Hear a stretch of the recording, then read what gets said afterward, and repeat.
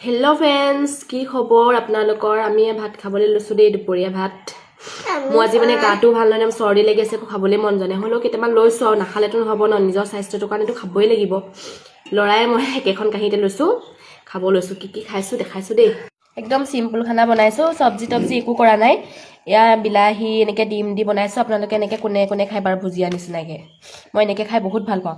এয়া আকৌ কালি মাংস আছিলে দেই, এয়া বেটা মাংস জ্বলা নিদিয়াকৈ কাঢ়ি থৈছিলোঁ।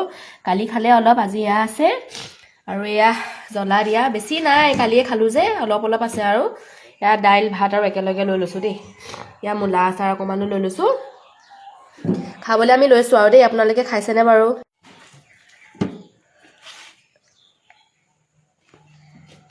খোৱা আকৌ, ভিডিঅ' হৈ আছে আকৌ।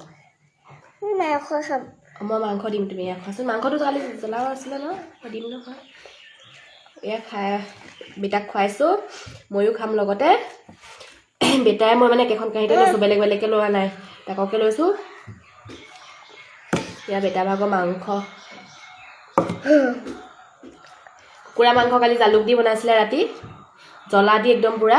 মোৰ এইফালে চৰ্দিও লাগি আছে। মানুহজনক ক'লোঁ তুমিয়ে বনোৱা আৰু মাংসটো, সিয়ে বনাই দিলে দেই। মাংস চাংস বনাবলৈ এলাহ নকৰে বাৰু, বনাই। তেওঁ বনালে খাই ভাল পাওঁ দেই।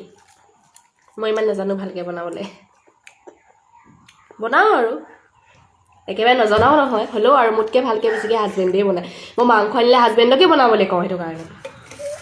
ভাতকেইটা এতিয়া খাই লওঁ, ভাতকেইটা এতিয়া খাই লওঁ দেই, বাই।